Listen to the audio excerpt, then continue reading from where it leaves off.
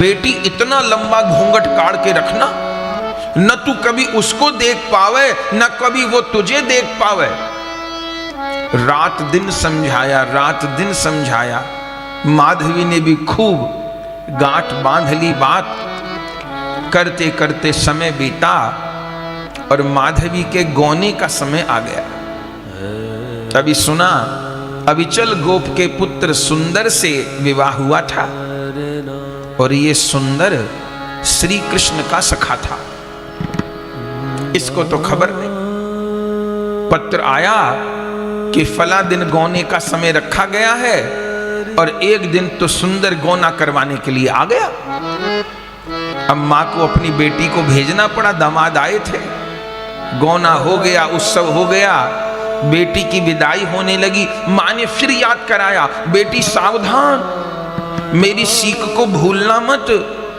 तू ब्याह के उस जादूगर के गढ़ में ही जा रही है। तेरी ससुराल नंदगांव है, वो नंदगांव तो जादूगर का गढ़ है। मां मुझे एक एक बात ध्यान है, न तो मैं उसको कभी देखूंगी ना वो मुझे कभी देखेगा। एक एक बात ध्यान है। मां ने फिर से सब बात याद करा दी। विदाई हुई, माधवी रोई और फिर रथ में बैठ करके चल पड़ी। रोती जा रही है मां से बिछुड़ करके और चलते चलते चलते चलते रथ नंदगांव की सीमा में पहुंचा। रथ पहुंचते पहुंचते संध्या का समय हो गया था और जैसे संध्या समय रथ नंदगांव में पहुंचा, उसी समय श्री कृष्ण गैया चरा के लौट रहे थे। आहा, क्या कहना, कैसी झांकी जब भगवान गैया चरा के लौट रहे। सुखदेव भगवान श्री भागवत जी में वर्णन करते हैं कैसी झांकी थी प्रभु की। बरहा पीडम नटवर वपु, बरहा पीडम नटवर वपु, बरहा पीडम नटवर वपु, बरहा पीडम नटवर वपु, करनयो करनिकारं, करनयो करनिकारं, बिभ्रदवासः कनककपीशं, बिभ्रदवासः कनककपीशं, वैजयन्तीं च मालां, वैजयन्तीं च मालां, रन्ध्रान् वेणोरधर सुधया, रन्ध्रान् वेणोरधर सुधया, पूरयन् गोपवृन्दै, पूरयन् गोपवृन्दै, वृन्दारण्यं स्वपदरमणं, वृन्दारण्यं स्वपदरमणं,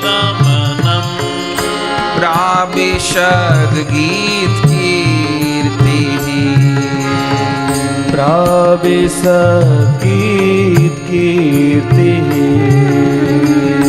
प्राविशद गीत कीर्तिः, प्राविशद गीत कीर्तिः। आहा, संध्या समय श्री कृष्ण गैया चरा करके लौट रहे थे। कैसी झांकी थी। बरहा पीडम नटवर वपु कर्णयो कर्णिकारम। भगवान के मस्तक पर मोर पंख से सुशोभित मुकुट विराजमान, एक और शीश फूल विराजमान। प्रभु की अलकावली पूरे दिन गैया चराने पर खुल गई हैं, मुख पर आ रही हैं घुंघराली अलकावली। प्रभु के दोनों भ्रकुटियों के बीच ललाट पर गोरोचन का तिलक है और तिलक के दोनों ओर केसर चंदन की महीन पत्रावली है। बड़े बड़े कमल जैसे नेत्र हैं, नासिका में बुलाक है, लाल अधरोष्ठ हैं। प्रभु के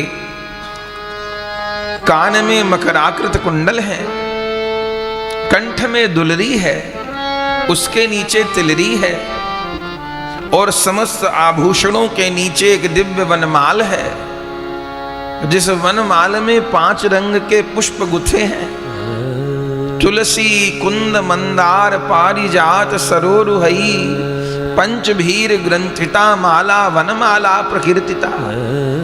5 रंग के पुष्प प्रभु की माला में गुथे हैं। प्रभु ने पीला पीतांबर पहना है, कनक कबिशम, जो सोने की तरह चमक रहा है। कटी में भगवान के सुंदर धोती बंधी है, काचनी विराजमान है, कमर में करधनी है। श्री ठाकुर जी के कमर में श्रृंगी विराजमान है। प्रभु ने एक हस्त कमल में वेणु ली हुई है, दूसरा हस्त कमल दाऊ जी के कंधे पर रखा हुआ है। प्रभु को चारों ओर से गोप ग्वालों ने घेरा हुआ है। प्रभु के पीछे पीछे असंख्य गोमाता आ रही है। दूर से सींग ही सींग दिखाई देते हैं, असंख्य गोमाता पीछे से आ रही है और प्रभु के आगे आगे असंख्य बछड़ा भाग रहे हैं। गैया के चरणों से धूल उड़ रही है, वह भगवान के मस्तक पर आकर विराजमान हो रही है। प्रभु के ललाट पर स्वेद की बूंद है, पसीने की बूंद है। उन स्वेद की बूंद पर गैया के चरण की रज आकर के विराजमान हो रही है। ऐसा वेणुनाद हो रहा है। कभी कोई बछड़ा आकर के श्री कृष्ण का पीतांबर सूंघने लगता है, कभी कोई गैया आकर के श्री कृष्ण का चरण चाटने लगती है। कभी इस अंक में भगवान गैया को भरते हैं, कभी इस अंक में बछड़ा को भरते हैं। वृंदारण्यम स्वपद रमणम प्राविशद गीत कीर्ति ही, इस प्रकार अपनी वेणु के द्वारा पूरे ब्रज में रस वर्षण करते हुए असंख्य गोप ग्वाल भगवान का यश गा रहे हैं। किसी गैया को रस्सी से बांध के नहीं खींचा जा रहा, किसी गैया को लकड़ी लाठी नहीं दिखाई जा रही, लेकिन असंख्य गैयाओं का समूह श्याम सुंदर के वेणुनाद से बंधा चला आ रहा है। सब गैया श्री कृष्ण के पीछे पीछे। श्री कृष्ण जहां मुड़ते हैं सारी गैया वहीं मुड़ जाती हैं। वृंदावन के पंछी श्याम सुंदर की बंशी सुन करके संग ही संग उड़ रहे हैं। जितने ब्रजवासी हैं, जितनी ब्रजगोपी हैं, उन सब ने अपने घरों के आगे रंगोली सजाई है, दीपक सजाए हैं, सब फूल की डलिया ले ले करके खड़ी हैं। श्याम सुंदर गैया चरा करके लौटेंगे तो श्याम सुंदर के ऊपर पुष्प वृष्टि करेंगे। सबने अपने अपने द्वार पर रंगोली सजाई हैं, जल के छिड़काव किए हैं, दीपक जोड़े हैं और श्री श्याम सुंदर वेणुनाद करते हुए नंद ब्रज में प्रविष्ट हो रहे हैं। ये संध्या समय की झांकी। आहा, तो इधर तो प्रभु गैया चरा के लौट रहे थे और संयोग से इधर सुंदर अपनी बहू को लेकर के नंदगांव आ रहे थे। दूर से सुंदर ने श्री कृष्ण को देखा और श्री कृष्ण ने सुंदर को, ये तो सखा थे। तुरंत सुंदर कन्हैया आ गया, कन्हैया आ गया, कन्हैया आ गया और वहीं रथ को छोड़ के, रथ पे अपनी नई दुल्हन माधवी को छोड़ के कन्हैया से मिलने भागे और भगवान भी गैयाओं को छोड़ के सुंदर सुंदर कहते हुए भागे। दोनों सखा गले लगे। भगवान ने कहा, चौरे सुंदर, तू कहां गयो? कई दिन आते मुंह को दिखाई ना दियो। सुंदर कह रहे, कन्हैया तो को नाय पतो, मैं तो गौना करवावे गयो, गौना करवावे। अच्छो तू बहू लेवे गयो? हाँ तो ले आयो बहू, ले आयो। कहाँ है तेरी बहू? वो बैठी, वो बैठी। सुंदर, ब्रज में जब भी कोई नई नवेली बहू आवे, सबसे पहले मुंह दिखाई तो मैं ही करूं, सो मैं ही जाके बहू को मोहड़ा देखूंगा। सुंदर ने कही, कन्हैया तेरे से कोई छिपो है? कहा चलो जा।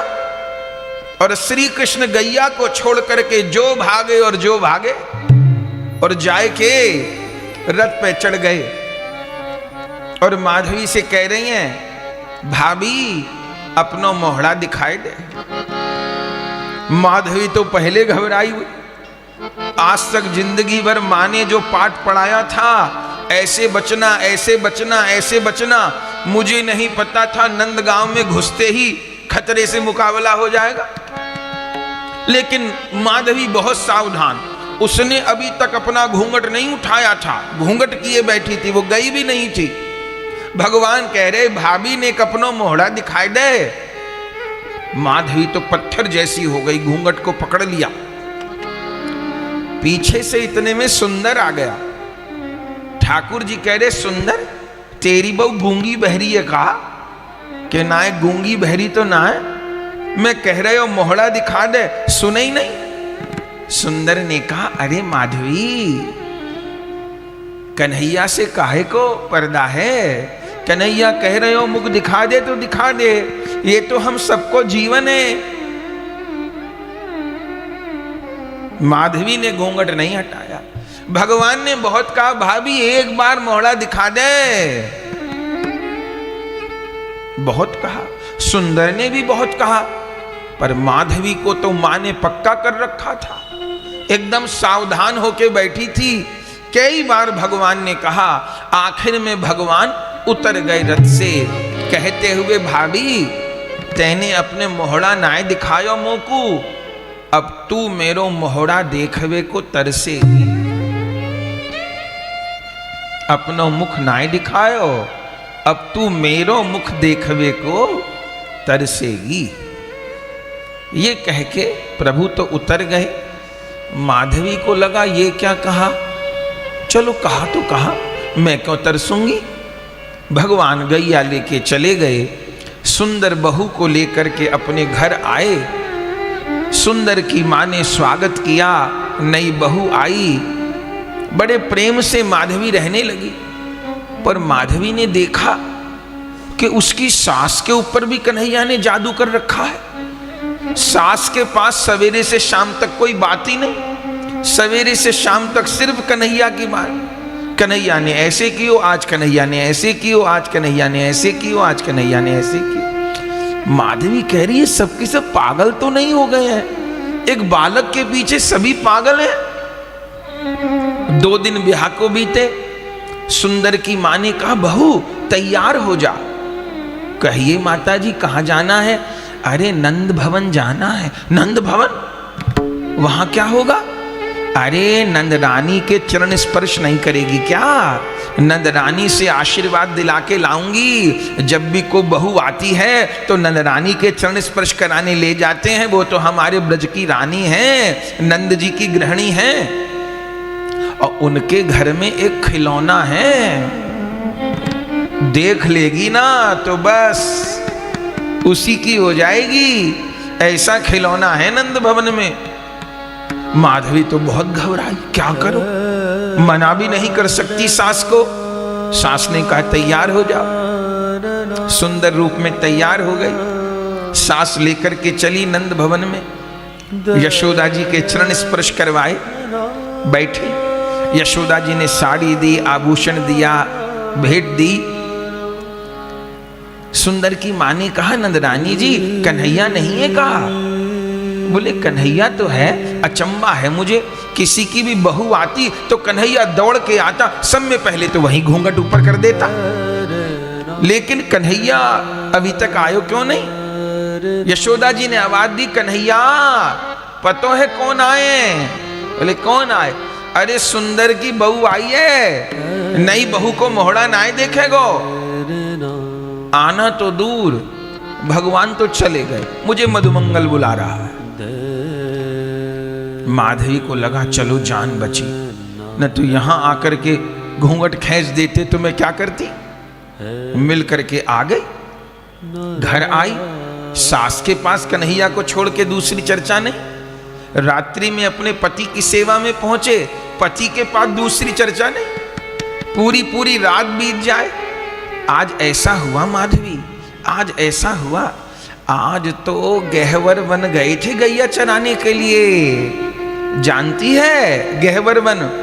और वहां पर श्री जी श्याम सुंदर के लिए मीठी दही लेके आई थी। श्री जी कौन है? अरे बावरी, तू ब्रज की है कि कहीं और की है? श्री जी को नहीं जानती? वृषभानु नंदनी राधिका, वे कौन है? अरे वे तो मोहन की भी मोहिनी है। हमारा कन्हैया तो सारे ब्रज को मोहन है, पर उस मोहन के मन को भी मोहने वाली तो मोहिनी राधिका है। आज तो बहुत आनंद आयो जब श्री जी मीठी दही लेके आई और श्याम सुंदर और श्री जी की झकझोर भई। जब श्याम सुंदर ने दही की मटकी खींच ली और मटकी फूट गई, फिर सब ग्वाल बालों ने उठा उठा करके पाई। आज गहवर मन में ये लीला बन, पूरी रात बीत जाए सुंदर कन्हैया की बात सुनाता रहे। माधवी ने कहा हे भगवान, यहां तो हर कोई उसी जादूगर के प्रेम में पागल है, सबको हुआ क्या है? चलो धीरे धीरे मैं अपने घर को संभालूंगी। धीरे धीरे करके समय बीतता, संध्या हुई। सास कहती माधवी जल्दी फूल की थाली तैयारी कर ले, जल्दी दीपक जोड़ ले, रंगोली सजा ले। क्यों माता जी? अरे संध्या समय हो गई, श्याम सुंदर आ रहे होंगे गैया चरा करके, आरती उतारेंगी ना, फूल बरसाएंगी ना। माधवी तो घबरा जाती, माँ ने कहा संध्या समय तो बिल्कुल बंसी नहीं सुननी। उसी समय माधवी बहाना लगाती मुझे कुछ काम है और भीतर जाके बैठ जाती और कानों में रुई ठूस लेती, कहीं बंसी की आवाज न चली जाए। सुंदर की मां को लगता पता नहीं बहू को क्या बात है, चलो शर्मीली होगी। 1 दिन 2 दिन 4 दिन 10 दिन बीतते चले गए। अचानक एक दिन सुंदर की मां ने कहा बहू बढ़िया बढ़िया सामग्री बनाओ। ठीक है मैया बनाती हूं, क्या बात है? अरे नंद लाला ने कही है अब इंद्र की पूजा ना होएगी, अब गोवर्धन जी की पूजा होएगी। हर साल ब्रजवासी इंद्र की पूजा करते, कन्हैया ने कही बंद करो इंद्र की पूजा, किसी इंद्र की पूजा नहीं, अब तो गोवर्धन पूजेंगे। तो सब सामग्री जल्दी जल्दी बना लो और जो पहले से सामग्री रखी है ले चलो। माधवी ने सोचा कैसे ब्रजवासी? एक 7 वर्ष के बालक के कहने पे देवता की पूजा ही छोड़ दी और चले एक पर्वत को पूजने के लिए, पर जाना पड़ेगा, सास को मना कैसे करे? तो अपने सिर पर सब सामग्री लेकर के माधवी अपनी सास के पीछे पीछे चली। सब लोग गिरिराज जी पहुंचे। यहां सब सामग्री रख दो बहू, रख दी। बहू अब कन्हैया की आज्ञा है कि भोग तो कल सवेरे लगेगा, रात में सब लोग गिरिराज जी की परिक्रमा देंगे, तो चलो गिरिराज जी की परिक्रमा को। बहू ने लंबा घूंघट कर लिया, अपनी सास के पीछे पीछे पीछे पीछे गिरिराज जी की परिक्रमा भी कर ली, पर ना दाएं देखा ना बाएं देखा, ना इधर देखा ना उधर देखा, घूंघट करके चलती है। मैं ना देखूं श्याम सुंदर को, ना श्याम सुंदर मुझे देखने पाओ। रात भर परिक्रमा हो गई, सबने मानसी गंगा स्नान किया, फिर सवेरे गिरिराज जी की पूजा, तब भी घूंघट किए रही, देखा नहीं। भोग धरने को कहा, सास ने भोग धर दिया, सब भोग लग गया। शाम को सबने प्रसाद पाया, सब लौट करके आ गए, ये भी लौट करके आ गई। रात को सब विश्राम ही कर रहे थे कि आधी रात को चीखने चिल्लाने की जोर जोर से आवाज आने लगी। तुरंत हड़बड़ा करके माधवी उठी, क्या हुआ क्या हुआ? तभी सास चीखती हुई आई, उठो माधवी क्या हुआ? इंद्र ने कोप कर दिया।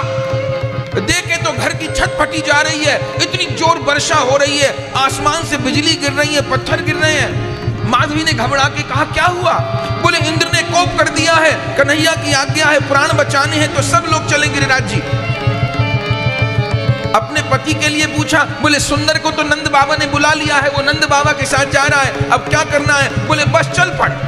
और उसी समय अपने बहू का हाथ खींच करके, इतनी वर्षा हो रही थी जैसे हाथी की मोटी सूंड होती है, ऐसी वर्षा गिर रही थी। बस कन्हैया ने कहा सब गिरिराज जी चलो, वहीं जाके प्राण बचेंगे।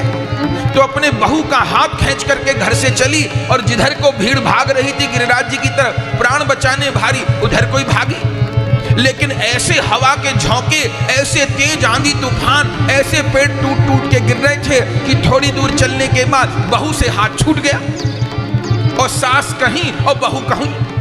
बस सब लोग एक दिशा में भागे जा रहे थे तो माधवी भी उधर भागने लगी, प्राण बचाने भारी। भागते भागते भागते माधवी कम्मे को गिरिराज जी पहुंच गई, खबर नहीं। थोड़ी देर बाद उसने देखा कि भीड़ रुक गई तो माधवी भी रुक गई। अब जो सिर पर बारिश की धारा पड़ रही थी, ऐसा लगता था सिर फट जाएगा, वो वर्षा होनी बंद हो गई। माधवी को लगा ये सब लोग आके कहां रुक गए, तो ऐसे ऊपर देखने लगी। अरे ये तो लगता है किसी पर्वत की गुफा में हम लोग आ गए। सब लोग रुक गए।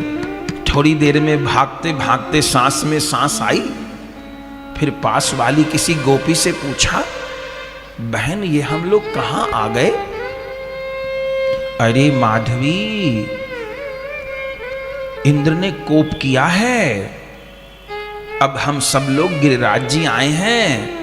नंद के लाला ने सब ब्रजवासियों की रक्षा के लिए गोवर्धन उठा लिया है। अब हम सब लोग जब तक वर्षा नहीं रुकेगी ना, यहीं गिरिराज के नीचे रहेंगे। माधवी ने कहा, हे भगवान, इतनी विपत्ति के समय में भी इन ब्रजवासियों से उस नंद लाला की बात नहीं छूटती। अरे जरा सा बालक इतना बड़ा पहाड़ उठा लेगा क्या? लगता है ये गोपी तो बावरी हो गई है। मैं अभी जांच पड़ताल करती हूं, देखती हूं कहीं इतना बड़ा पर्वत, या तो ये कोई गुहा है, कोई गुफा है, पर ये इतनी बड़ी गुफा होगी तो इसका कोई आधार तो होगा ना, कोई स्तंभ तो होगा ना, कोई ऐसे तो इतना बड़ा धरातल रुकेगा नहीं। तो धीरे धीरे माधवी की सांस में सांस आई और इधर उधर देखने लगी। दूर दूर तक छत तो दिखाई दे, गिरिराज जी का नीचे वाला हिस्सा तो दिखाई दे, लेकिन ये गिरिराज जी ठहरे कहां पे हैं ये न दिखाई दे दूर दूर तक। पर भीड़ बहुत थी, इसको हटा उसको हटा, इधर इधर उधर देखते देखते दूर श्री कृष्ण के बाम हस्त की उंगली दिखाई दे। आहा, और ज्यों दूर से श्री कृष्ण की बाम हस्त की उंगली का नख देखा। अरे इतना बड़ा गिरिराज, ये किसकी उंगली पर? हे राम, इतना बड़े गिरिराज किसी की उंगली पर ठहर जाएंगे क्या? ये कौन है? भगवान सच्चिदानंदमय होते हैं। ठाकुर जी का स्वरूप सच्चिदानंदमय होता है। जैसे हमारा आपका शरीर नाशवान है, आत्मा अविनाशी है, प्रभु में ऐसा नहीं होता। प्रभु में देह और देही अभेद होता है। माने श्री कृष्ण की उंगली भी श्री कृष्ण है, भगवान के केश भी भगवान हैं, भगवान के नख भी भगवान हैं, भगवान की मुरली भी भगवान है, भगवान का मुकुट भी भगवान है, भगवान की माला भी भगवान है, भगवान का पीतांबर भी भगवान है। भगवान संपूर्ण सच्चिदानंदमय होते हैं। उनका स्वरूप माइक नहीं होता, नाशवान नहीं होता, दिव्य होता है, चिन्मय होता है। प्रभु की केवल कनिष्ठ उंगली के नख का कौर देखा और उस नख में कैसा प्रकाश, वो कैसा दिव्य हस्त कमल, देखती रह गई। देखते देखते और लोग बढ़ा और नीचे दृष्टि करी और देखूं ये कौन है, ये कौन है, ये किसने इतने बड़े गिरिराज उठा रखे हैं। तो पहले उंगली को देखा, फिर हस्तकमल को देखा, फिर कलाई को देखा, प्रभु की कलाई में कड़ूला और फिर धीरे धीरे धीरे भगवान की बलिष्ठ भुजा को देखा, आहा, और फिर धीरे धीरे नीचे आते आते प्रभु के मोर पखा को देखा, भ्रकुटी को देखा, तिलक को देखा, नासिका को देखा, मुखार बिंद को देखा, और जो देखा सो तो देखती रह गई। झर झर झर झर झर झर झर झर आंखों से अश्रुपात हो रहा है। प्रभु एक हाथ में वेणु लिए हैं, एक हाथ से गिरिराज उठाए हैं, देख रही है टकटकी लगा के। एक दिन बीत गया, 2 दिन बीत गए, पलक झपकनी बंद हो गई। पास में खड़ी गोपी ने कहा, अरे क्या हुआ? पूछती है, ये कौन है? अरे बावरी, इनको नहीं जानती? किस दुनिया में रहती है? इस ब्रज की है कि कहीं और की है? नहीं हूं तो ब्रज की। ये कौन है? अरे यही तो है हम सबका जीवन प्राण कन्हैया नंद लाला। हाय, ये कन्हैया है। माँ ने इन्हीं को दर्शन करने को मना किया था।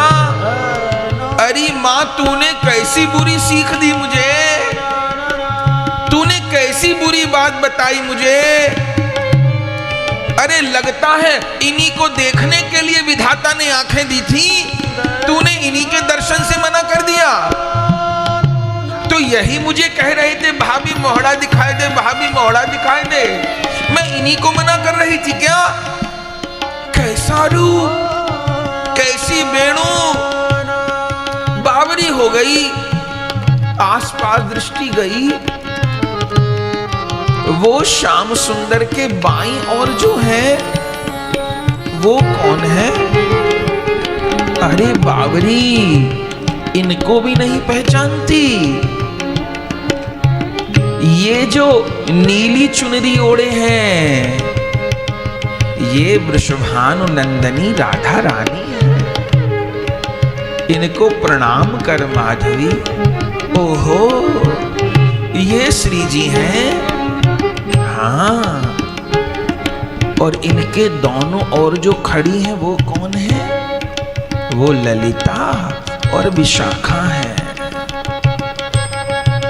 श्री कृष्ण के दाईं ओर नंद बाबा और यशोदा मैया हैं, और वो जो निकट हल लेकर खड़े हैं वो दाऊ जी हैं। माधवी तो पागल के जैसे दर्शन करती रही, करती रही, करती रही, देह की सुधि बुध नहीं। वो 7 दिन कब बीत गए खबर नहीं।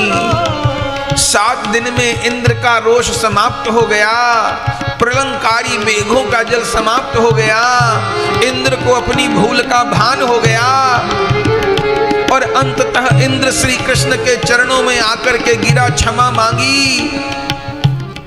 श्री कृष्ण ने इंद्र को क्षमा कर दिया और आज्ञा करी, अब गिरिराज जी को नीचे विराजमान करना है, सब ब्रजवासी गिरिराज से बाहर आ जाओ। धीरे धीरे करके सब ब्रजवासी गिरिराज जी से नीचे बाहर आ गए। श्री कृष्ण गिरिराज जी को नीचे रखना चाहते थे, तभी देखा कोने में एक गोपी खड़ी है। सब तो चले गए, पर माधवी तो मानो आज मूर्ति हो गई। वो तो वहीं गिरिराज के नीचे खड़ी है और टकटकी लगा के श्याम सुंदर को देख रही है। भगवान ने बिना देखे कहा, सब नीचे से बाहर आ जाओ, अब गिरिराज जी को नीचे रख रहा हूं, जो नीचे रह गया वो चकनाचूर हो जाएगा। लेकिन माधवी ने सुना ही नहीं, वो तो टकटकी लगा के प्रभु को देख रही है। तब भगवान ने कहा, ए बाबरी गोपी, अब गिरिराज जी के नीचे मरेगी कहां, निकल जा बाहर। तैसे ही होश आया माधवी को, और जो प्रभु को देखा धीरे धीरे चल करके आई है और प्रभु के चरण कमल में पछाड़ खा के गिर पड़ी। हे गोविंद क्षमा करो नाथ, क्षमा करो, आपकी महिमा नहीं जान पाई। मेरी मां ने तो मुझे बहुत बुरी सीख दी। विधाता ने जिन्हें देखने को नेत्र दिए हैं उन्हीं को देखने से बच रही थी। जिनका मुख देखने को सब तरसते हैं उन्हीं से अपना मुख छुपा रही थी। अनर्थ हो गया, भूल हो गई, क्षमा कर दो, क्षमा कर दो, क्षमा कर दो। हे गोविंद एक बार मेरी ओर दृष्टिपात तो करो, मेरा अपराध क्षमा तो करो मेरे नाथ। अनजान में मुझसे भूल हो गई, मैं महिमा नहीं जानती थी आपकी। पर प्रभु ने देखा ही नहीं। एक बार तो देखो गिरधर गोपाल, हे दयालु ठाकुर एक बार तो देखो। दया करो मेरे नाथ, मेरी भूल को क्षमा करो। माधवी अब तुझे और दर्शन नहीं होगा, तुझे मेरी लीला की इस बार प्राप्ति नहीं होगी। तुझे अब कलयुग में जन्म लेना पड़ेगा। तो कलयुग में राजस्थान की भूमि में मेड़ता में राठौर राजपूत वंश में मीरा बनकर जन्म लेगी। कठोर साधना करनी पड़ेगी, मेरे विरह में जलना पड़ेगा, फिर तुझको मेरी लीला की प्राप्ति होगी। इस जन्म में बस इतनी कृपा होनी थी, इससे अधिक नहीं। हे नाथ इतना दंड मत दो, कलयुग तो बहुत कठिन युग है, कैसे रहूंगी कलयुग में? कलयुग की आग में तो बड़े बड़े झुलस जाते हैं, कैसे जीऊंगी? रहना पड़ेगा। ये केवल मेरे अपराध का दंड है नहीं, कलयुग में मुझे स्त्री भक्तों में एक आदर्श उपस्थित करना है। मेरे बहुत से परिकर कलयुग में अवतार लेंगे। उद्धव जी सूरदास बन के अवतार लेंगे, वाल्मीकि जी गोस्वामी तुलसीदास बनेंगे, मेरे भक्त प्रहलाद कबीर दास बनेंगे। मेरे बहुत भक्त कलयुग में अवतार लेंगे। अरे मैं स्वयं राधा रानी के साथ एक होकर के गौरांग महाप्रभु के रूप में अवतार लूंगा। तुमको भी कलयुग में जाना होगा, भक्ति करनी होगी और भक्ति का सर्वत्र प्रचार प्रसार करना होगा। परीक्षा तो होंगी, हर कसौटी पे खड़ा उतरना होगा और अंततः तुम मुझको प्राप्त करोगी। बस यही मेरी इच्छा है और यही मेरी आज्ञा है। बंधुओं, तब यही माधवी गोपी इस कलयुग में मीराबाई बनकर के अवतरित हुई है। कहां अवतरित हुई है, कब अवतरित हुई है? विक्रम संवत 1561 में। कौन दिन? आश्विन शुक्ल पूर्णिमा, जिसको शरद पूर्णिमा कहते हैं। कहां जन्म लिया? राजस्थान के मेड़ता में। आज भी पुष्कर जी के पास मेड़ता है। पुष्कर जी के निकट मेड़ता में, जहां महान प्रतापी राजा हुए राव दूदा जी महाराज। इन राव दूदा जी के 5 पुत्र थे। बड़े पुत्र वीरमदेव, फिर रायमल, रायसल, रतन सिंह और सबसे छोटे पंचायन। ये 5 पुत्र राव दूदा जी के 5 पांडवों के समान थे। इनमें जो मझले पुत्र थे रतन सिंह जी, इन्हीं को मीराबाई के पिता होने का सौभाग्य प्राप्त होगा। इन रतन सिंह की रानी थी वीर कुंवरी, जिनको झाली बाई भी कहा गया। राव दूदा जी महाराज बड़े प्रतापी थे। 5 पुत्र पांडवों के समान आज्ञाकारी थे। राव दूदा जी ने मुगलों से बड़े बड़े युद्ध किए थे और अपने बल पर उन्होंने मेड़ता को प्राप्त किया था। 1.25 मन की उनकी तलवार थी राव दूदा जी महाराज की। जिस 1.25 मन की तलवार को लेकर के वो घंटों मुगलों से युद्ध करते थे और गाजर मूली की तरह मुगलों को काटते थे। धर्म की रक्षा के लिए, राष्ट्र की रक्षा के लिए कितने कितने मुगलों को उन्होंने समाप्त किया था। शूरवीरों के यहाँ जन्म हुआ मीराबाई का। शूरवीरों के यहाँ ब्याई गई और शूरवीरों के यहाँ उन्होंने जन्म लिया। मझले पुत्र थे रतन सिंह, उनकी बेटी बनेंगी मीराबाई। लेकिन पहले रतन सिंह जी को कोई संतान नहीं थी। बाकी और 4 भाइयों के यहां संतान थी। पिताजी ने एक बार रतन सिंह के विषय में ज्योतिषाचार्य से पूछा था, तो बताया था ज्योतिषाचार्यों ने कि इनके यहां एक ही कन्या का जन्म होगा और एक विलक्षण कन्या का जन्म होगा। धीरे धीरे करके समय बीता और इधर शुभ समय में रानी वीर कुंवरी गर्भवती हुई। राव दूदा जी परम संत सेवी थे। जितने बड़े राष्ट्रभक्त थे उतने बड़े भगवत भक्त थे। पुष्कर निकट होने से निरंतर संतों का आगमन होता रहता था। पुष्कर में जो पुष्कर आते थे वो राव दूदा जी से मिलने मेड़ता भी आते थे।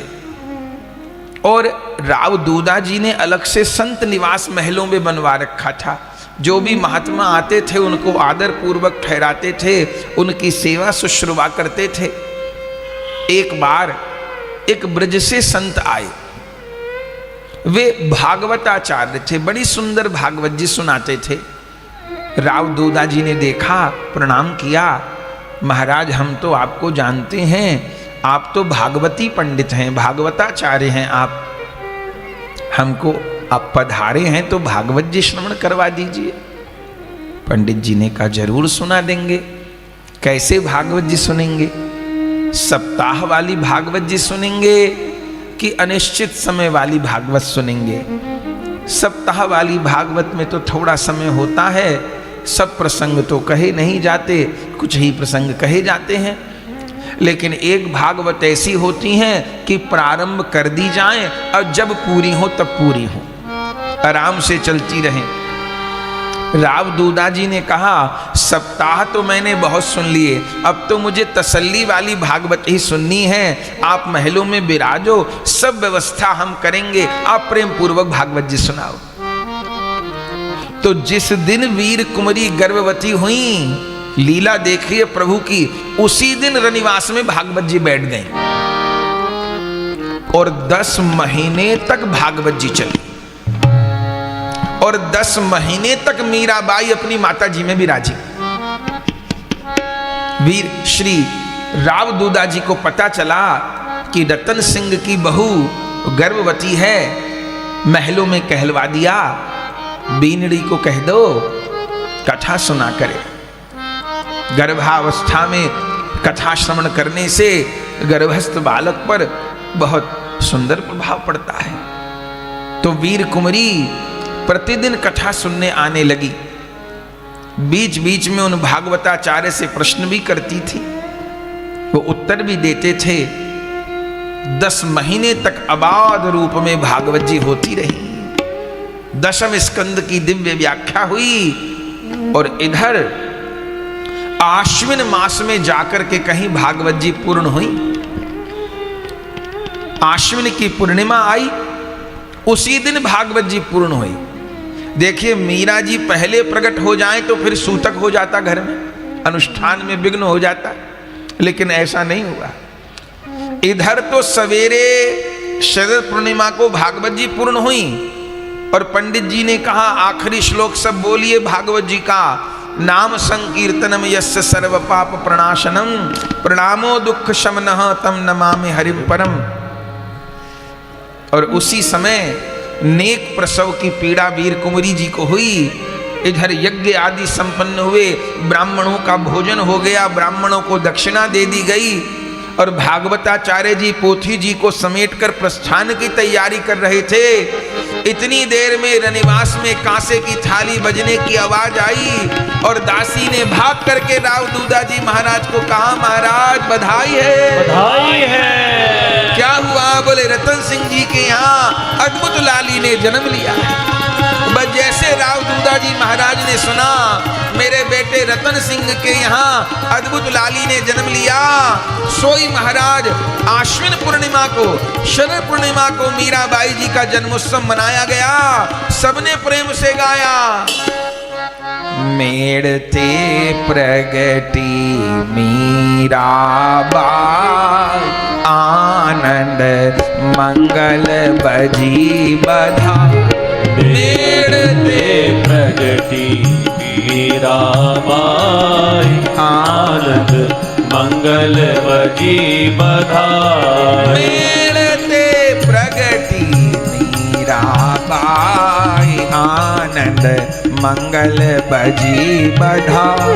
मेड़ते प्रगटी मीराबाई आनंद मंगल बजी बधाई। मंगल बजी बधाई आनंद मंगल बजी बधाई। राधे राधे मंगल बजी बधाई आनंद मंगल बजी बधाई। राधे राधे मंगल बजी बधाई आनंद मंगल बजी बधाई। राधे राधे मंगल बजी बधाई आनंद मंगल बजी बधाई। नर तन में भक्ति ज्ञान वैराग्य योग संगीत भजन कीर्तन में रूप गुणन की खान साहसी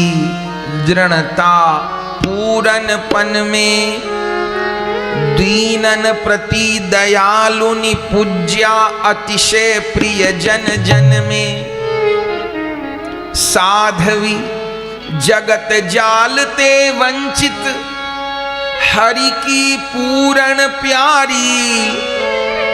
जग की कौन कहे या पे जगदीश्वर हूँ बलिहारी। जग की कौन कहे या पे जगदीश्वर हूँ बलिहारी। महाराज इस बेटी के लिए क्या कहें? या की समता करे न कोई भाव भरे नर्तन में। भक्ति ज्ञान वैराग्य योग संगीत भजन कीर्तन में, ये तो अपने आप में त्रिवेणी है। इसको भक्ति की गंगा कहूं कि ज्ञान की गंगा कहूं कि वैराग्य की गंगा कहूं कि संगीत की गंगा कहूं कि योग की गंगा कहूं कि नाम संकीर्तन की गंगा कहूं। आपके घर में इस बेटी के रूप में त्रिवेणी में तो 3 नदियों का संगम है, आपकी इस बेटी में जाने कितनी नदियों का संगम है मैं नहीं जान पा रहा। और रूप गुणन की खान, ये आपकी बेटी रूप की खान होगी, गुणों की खान होगी, साहसी होगी। जीवन में जो प्रण धारण कर लेगी उस प्रण में इतनी परिपक्व होगी कि हम कह नहीं सकते। दीनों के प्रति दयालु होगी। और मैं क्या कहूं, राव दूधा जी युग बीत जाएंगे, हो सकता है 10, 20, 50 साल बाद हमको आपको लोग न जाने। इस क्षेत्र के लोग भी 10, 20, 50 साल के बाद हमको न जाने। हो सकता है पर आपकी इस बेटी का युगों युगों तक नाम रहेगा। ये इसकी जन्म पत्री कहती है। युग बीत जाएंगे, लोग आपकी इस बेटी को याद करेंगे।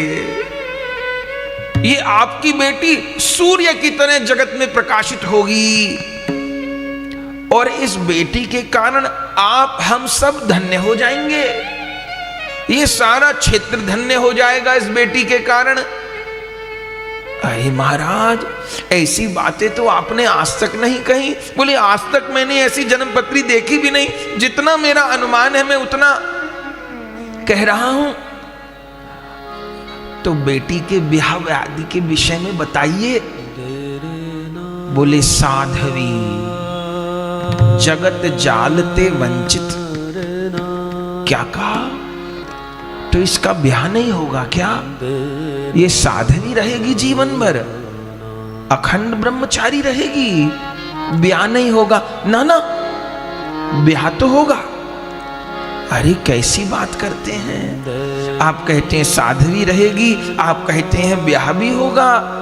तो क्या छोटी उम्र में इसके पति का देहांत हो जाएगा कि ब्याह होने के बाद गौना नहीं हो पाया, पति की मृत्यु हो गई तो जीवन भर?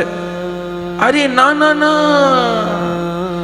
ये तुम्हारी बेटी तो ऐसे पति का वरण करेगी जो अविनाशी होगा। ये तुम्हारी बेटी नाशवान का वर्ण नहीं करेगी, अविनाशी का वर्ण करेगी। इसके जैसा सुहाग तो दुनिया में किसी का होगा नहीं। ये तो अखंड सुहागिन रहेगी। फिर आपने साध्वी क्यों कहा? अब मैंने कहा ना, ज्यादा तो नहीं कह सकता। तुम्हारी बेटी के जीवन में साधुता आ जाएगी। ये एक दिन साधु बन जाएगी। ये एक दिन दरवाजे दरवाजे की भिखारिन बन जाएगी। अरे कैसी बात करते हो महाराज? क्या कहूं? जो लिखा है वही तो बोलूंगा। साध्वी जगत जालते वंचित और हरि की पूर्ण प्यारी। ये प्रभु की प्यारी होगी। अरे ये प्रभु को प्यार करेगी कि अरे महाराज, एक भक्त वो होते हैं जो प्रभु को प्यार करते हैं। आपकी बेटी को तो प्रभु प्यार करेंगे। हरि की पूर्ण प्यारी। अब अधिक मत पूछिए, जग की कौन कहे, या पे जगदीश्वर हूं बलिहारी। तो बेटी की आयु तो है ना, कहीं छोटी अवस्था में तो हमको त्याग नहीं जाएगी ना। ना, कितनी आयु होगी? लगभग 65-66 वर्ष की आयु है। इसकी मृत्यु अचानक होगी और अनोखी होगी, जैसी किसी की नहीं हुई। ऐसी सुन करके कभी हर्ष में डूब रहे हैं राव दूधा जी, कभी शोक में डूब रहे हैं। हमारे इन कुलगुरु का तो फलादेश कभी एक रत्ती भर भी इधर उधर नहीं हुआ। ये कैसा फलादेश किया? अनोखी होगी, सूर्य के समान प्रकाशित होगी, साधु होगी के सुहागिन होगी के विरक्त होगी, अविनाशी को ब्याहेगी, भक्ति ज्ञान वैराग्य की गंगा आई। समझ नहीं आ रहा। गुरुजी और स्पष्ट करिए, मैं तो उलझन में पड़ गया। मत सोचिए, इस बेटी के बारे में मत सोचिए। और मैं आपको कहूं, आज के बाद इस बेटी की जन्म पत्री किसी को न दिखाना। इसकी जन्म पत्री देखने लायक नहीं है, बांचने लायक नहीं है, और सोचिए भी मत। अरे महाराज, कैसे न सोचे? बेटी के बारे में तो बहुत सोचना पड़ता है, और बेटी होते ही चिंता हो जाती है, कैसा वर मिलेगा, कैसा घर मिलेगा, बेटी का जीवन कैसा रहेगा। बेटी की चिंता तो माँ बाप को हो जाती है। मत करिए चिंता, इसकी चिंता तो वो करेगा। ये जिसकी है वो चिंता करेगा। आप हम चिंता नहीं कर पाएंगे। उदास मत हो, उत्सव मनाओ। निवारण कर दिया। राव दूदा जी ने उत्सव मनाया। नाम तो बता दीजिए, नाम क्या रखे बिटिया का? आपकी बेटी का जन्माक्षर मैं है, मां से नाम रखिए। नाम तो आप ही रखते हैं, सब बालकों के आज तक आपने ही नाम रखे हैं। मां, तो मैं नाम रखूंगा मिहिरा। मिहिर कहते हैं उगते हुए सूर्य को। आपने तो कहा कि राजपूत राठौरों के यहां पर भक्ति का सूर्य उदय हुआ है, तो मैं इस बेटी का नाम रखूंगा मिहिरा। ये भक्ति का सूर्य उदय हुआ है राठौरों के यहां। ठीक है, तो नाम रखा मिहिरा, पर धीरे धीरे मिहिरा से हो गया मीरा। नामकरण हुआ, उत्सव मनाया। उसी समय पुत्र रतन सिंह आ गए। उनको पहले से कुलगुरु ने बता दिया था कि तुम्हारे यहां एक ही संतान होगी। उनको आशा थी एक संतान होगी तो पुत्र हो जाए। तो जैसे पता चला कि बेटी हुई है तो थोड़ा सा मन में ऐसा कुछ रहा। पिता को प्रणाम करने आए। पिता ने रतन सिंह को बिठाया, बैठो बेटा। जी पिताजी, बधाई हो। हाँ पिताजी, बधाई है।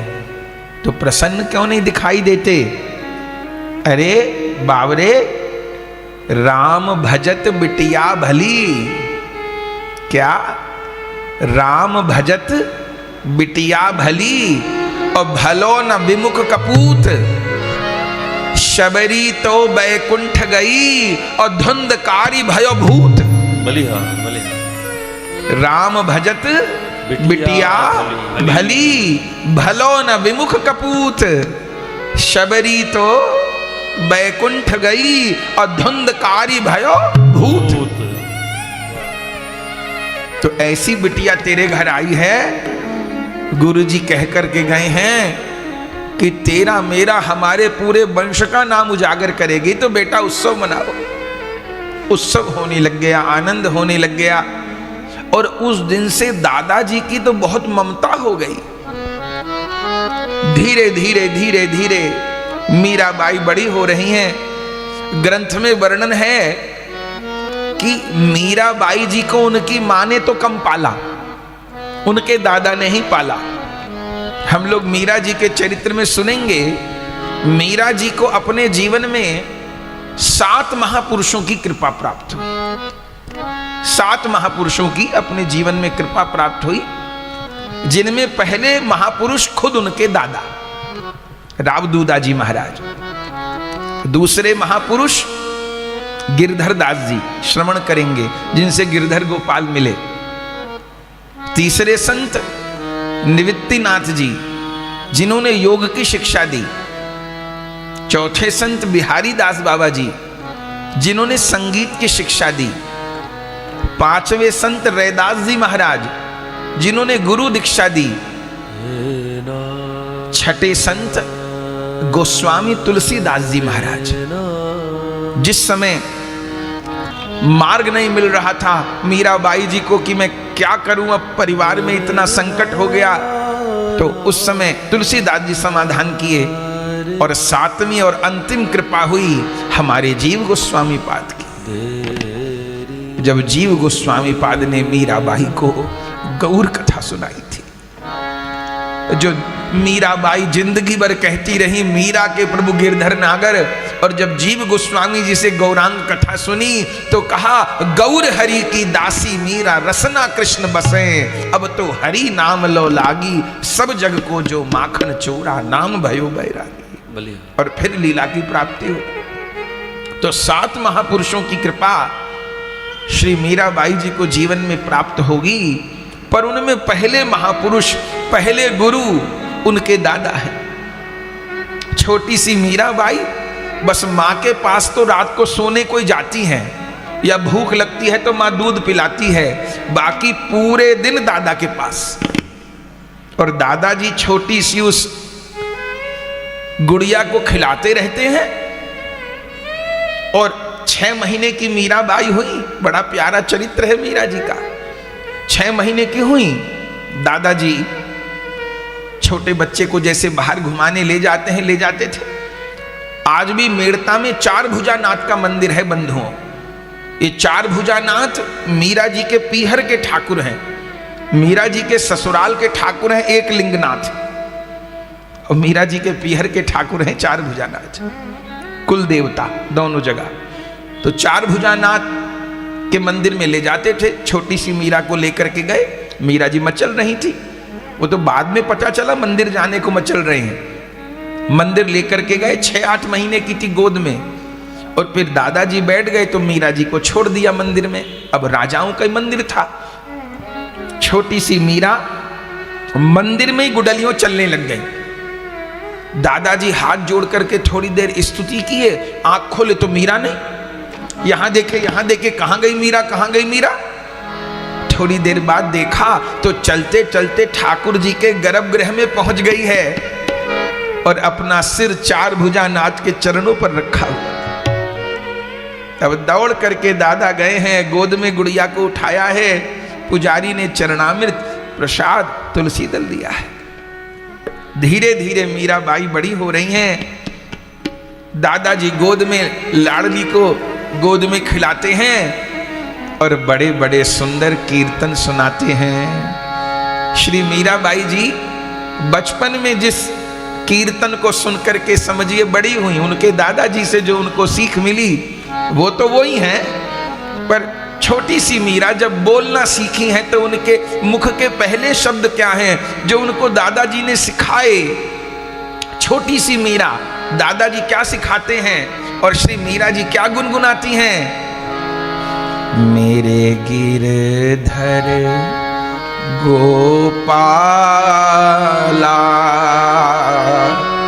मैं तेरी तू मेरा। मेरे गिरधर गोपाला। छोटी सी गुड़िया को गोद में खिलाते हैं दादाजी और कीर्तन सुनाते हैं।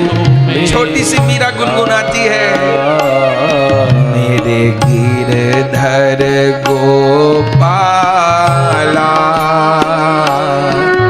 मैं तेरी तू मेरा। मेरे गिरधर गोपाला मैं तेरी तू मेरा। मैं सेवक हूँ तेरी, तू स्वामी है मेरा। मैं सेवक हूँ तेरी, तू स्वामी है मेरा। मैं दासी हूँ तेरी, तू ठाकुर है मेरा। मैं दासी हूँ तेरी, तू ठाकुर है मेरा। मेरे गिरधर गोपाला मैं तेरी तू मेरा। मेरे गिरधर हे मेरे ठाकुर, हे गोविंद, हे गोवर्धन नाथ, मेरे प्यारे नंद लाला मैं तेरी तू मेरा। मेरे प्यारे नंद लाला मैं तेरी तू मेरा। मैं तेरी प्रेमी हूँ, तू प्रियतम है मेरा। मैं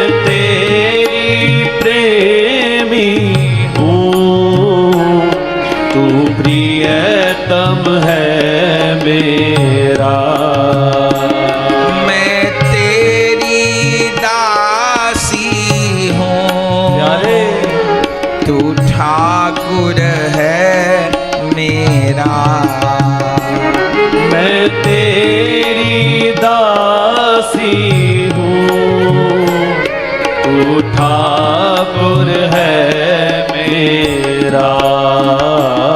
मेरे गिरधर गोपाला, मैं तेरी तू मेरा। मेरे गिरधर गोपाला, मैं तेरी तू मेरा। मेरे प्यारे नंद लाला, मैं तेरी तू मेरा। प्यारे नंद लाला, मैं तेरी तू मेरा। मैं तेरी तू मेरा। मैं तेरी तू मेरा। मैं तेरी तू मेरा। मैं तेरी तू मेरा। मैं तेरी तू मेरा। मैं तेरी तू मेरा। क्या कहना, छोटी सी मीरा ने बड़े बड़े कीर्तन सीख लिए हैं, अब तो गोद में घूमती हैं, चलना सीख गई हैं, अपने दादा के साथ ही रहती हैं, पूरा दिन दादाजी के साथ बीतता है, बड़ी बड़ी मीठी मीठी बातें करती हैं, और दादाजी उनको जाने कौन कौन कथाएं सुनाते हैं। एक बार मीरा जी ने पूछा, दादाजी भगवान कहाँ रहते हैं? दादाजी ने कहा, बिटिया भगवान तो सब जगह रहते हैं, सब जगह रहते हैं, तो फिर दिखाई क्यों नहीं देते? किसी किसी को दिखाई भी देते हैं। तो दादाजी जब सब जगह रहते हैं तो सबको दिखाई क्यों नहीं देते, किसी किसी को ही दिखाई क्यों देते हैं? अच्छा बता बेटी, दूध में माखन है या नहीं है? हाँ, दूध में माखन तो है कि अभी अपनी माँ को दही बिलोते देखा है। हाँ, घर में दास दासियां तो लगी रहती हैं, तो कैसे माखन बनता है? माँ पहले दूध को जामन लगा करके जमाती है और फिर दही को बिलोती है, तो फिर माखन दिखने लगता है। तो माखन दूध में है तभी तो दिखता है ना, पर सबको नहीं दिखता। जो उस दूध से दही जमाता है और फिर उस दही को बिलोता है, तो बिलोते बिलोते धीरे धीरे माखन दिखने लग जाता है। बिटिया, ऐसे ही भगवान सर्वव्यापक हैं, पर जो दही की तरह अपने मन को जमाता है, माने स्थिर करता है, और फिर नाम के द्वारा अपने हृदय को बिलोता है, तो फिर प्रभु दिखने भी लग जाते हैं। अच्छा दादाजी, तो किस किस को दिखाई दिए अभी तक भगवान?